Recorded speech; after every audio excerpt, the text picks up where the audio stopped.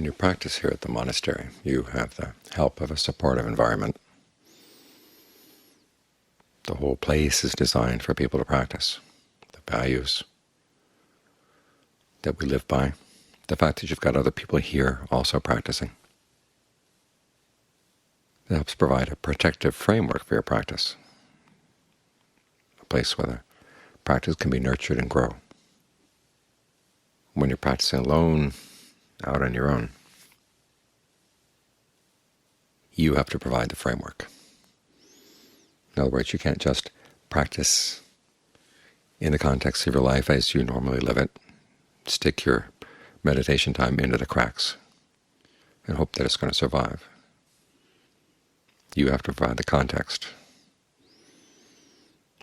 There are 5 teachings that are useful to keep in mind. These are the teachings the Buddha gives to young monks, but they apply equally well to lay people practicing on their own, because in both cases the situation is the same. The practice is not yet solid.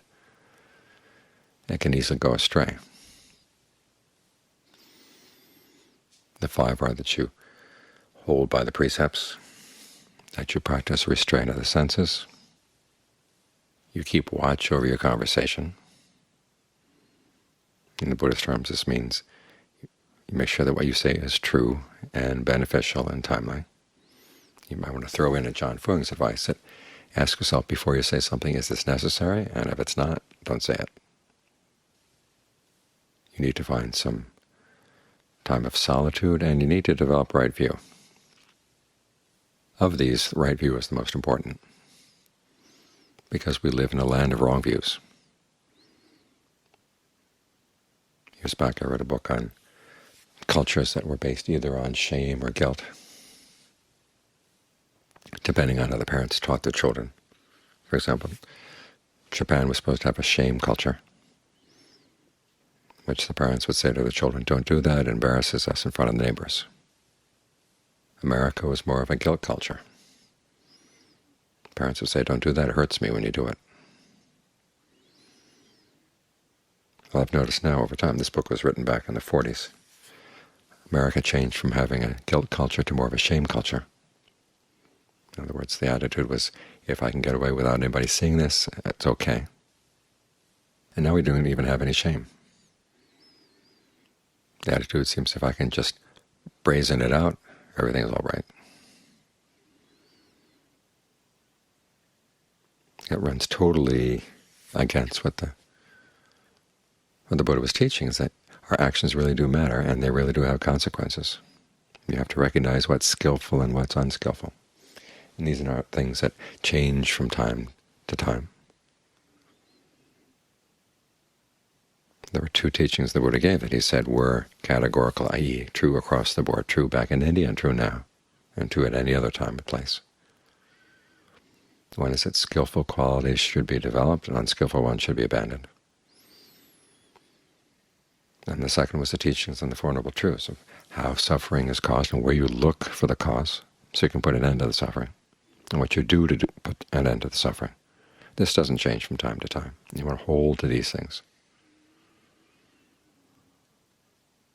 Because not only does the culture at large tend to dismiss the whole idea of actions with consequences, you even go to Buddhist retreat centers and you read Buddhist websites and Buddhist magazines, and everybody says, oh, don't be attached to views, don't hold too tightly to your views, have the view of no view.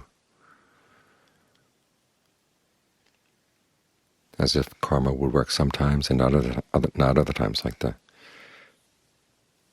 traffic laws in cities. You don't park on this side of the street on Wednesdays, but you can park on Thursdays. That's not the way it works.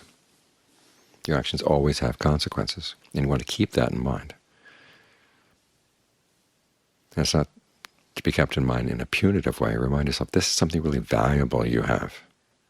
You have the ability to act, you have the ability to choose, and you have the freedom to choose wisely and skillfully. And don't let anybody take that belief in your actions away, because that is what will see you through. And we have that contemplation on aging, illness, and death, and separation, all of which sound pretty discouraging.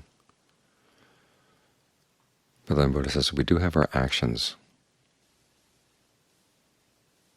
as our inheritance. In other words, that carries through.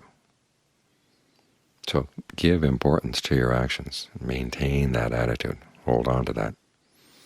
And John Cha has a nice example. You're coming back from a market, you're holding a banana in your hand.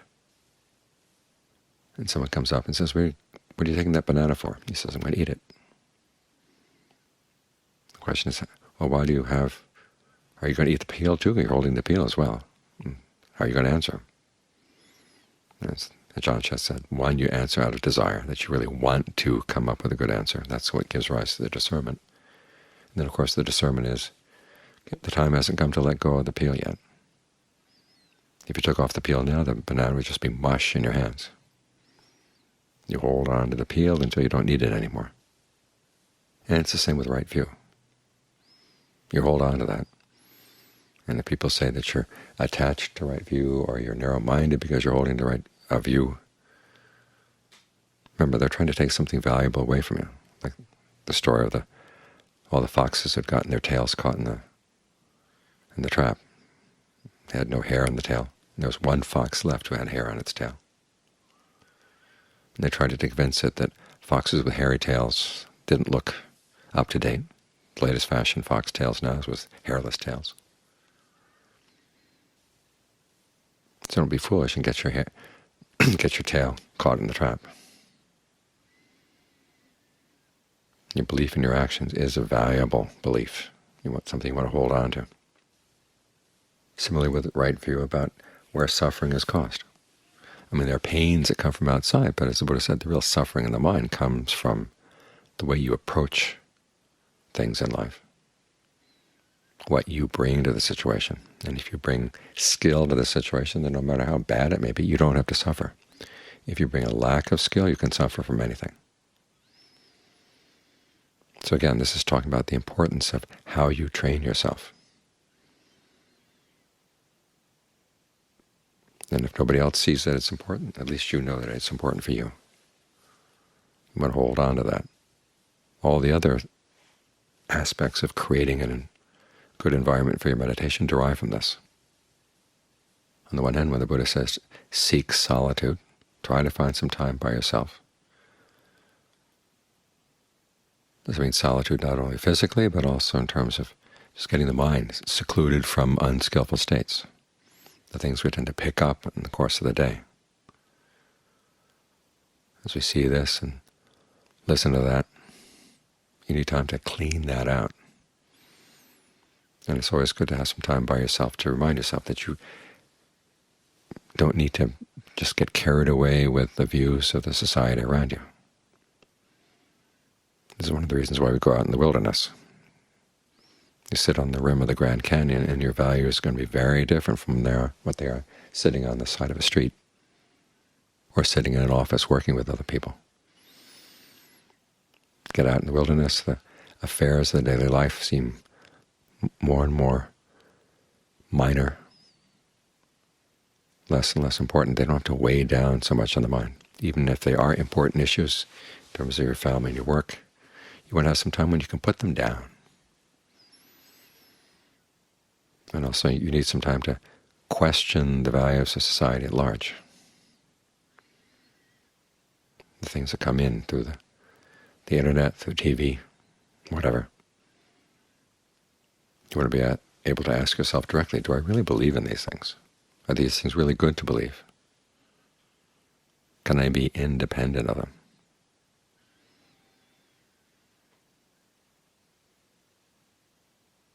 The other three teachings are about how you carry through with right view, and that perspective that comes from solitude. Again, you realize that your actions are important, so that's why you hold to the precepts, because you want to act in a way that's not harmful. You don't want to kill, steal, have illicit sex, lie, or taking intoxicants under any circumstances. This is going to require ingenuity on your part. For example, with the precept against lying. Sometimes you have some information that someone else wants, and they might do harmful things with that information. How do you keep that information from them without lying, without misrepresenting the truth? This is going to vary from situation to situation. So following the precepts is not just blindly following rules. You've got a principle that you know you should hold to, and it requires ingenuity in holding to it skillfully.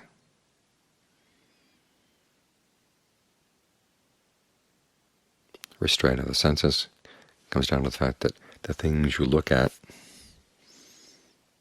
are going to have an impact on the mind, and the way you look at them is going to have an even bigger impact. You could look at a picture and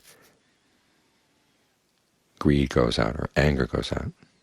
The picture itself may be relatively neutral. But if your greed goes out after the picture, your anger goes out after the picture, it's going to leave a big imprint on the mind. So when you're looking at something, ask yourself, who's doing the looking here? Is it you, or is it your greed, or your anger, or your delusion? What's the purpose in the looking? What are you looking for? Are you looking for trouble? If you see the mind is giving rein to its unskillful attitudes in this way, learn how to look at things in just the opposite way. If you see something that's really beautiful and excites lust or greed, okay, can you look at it in another way? This is the unattractive side. If something gives rise to anger, can you look at it in another way that doesn't give rise to anger? Because you learn to see your looking and listening and whatever as part of a process. They come from the way you look at things, and also they're going to come back and have an impact on the mind. So it's not just innocent, things passing by your eyes or ears. There's a causal process going on that comes out of the mind and that comes back into the mind, and then through your actions goes out into the world.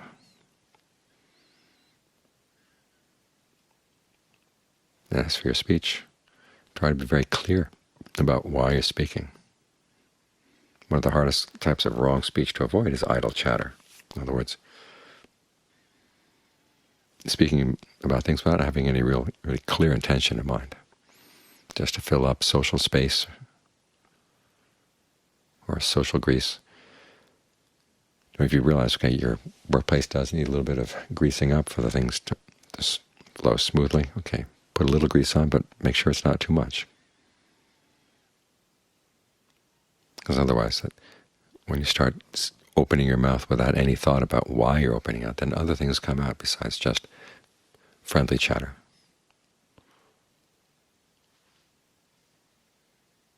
And again, this stuff comes back at you. And in the meantime, the fact that you've been thinking about these things and sending your mind all over the place just to talk, it's going to give your mind, it's going to have trouble settling down when the time comes to sit and close your eyes and meditate.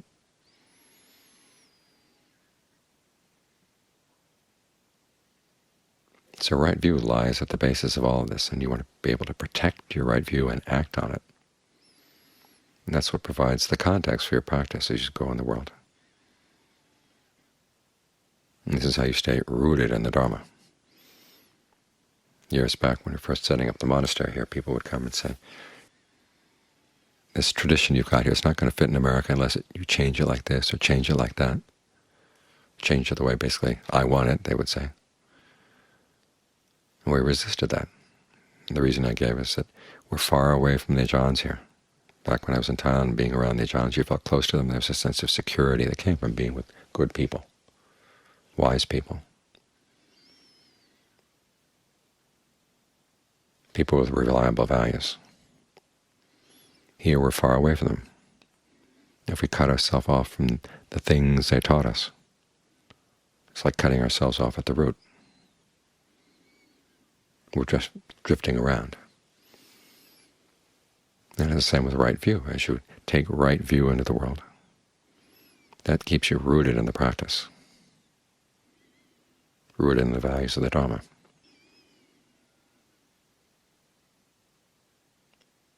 And it's only under conditions like that that your practice, like a plant well nurtured, can thrive.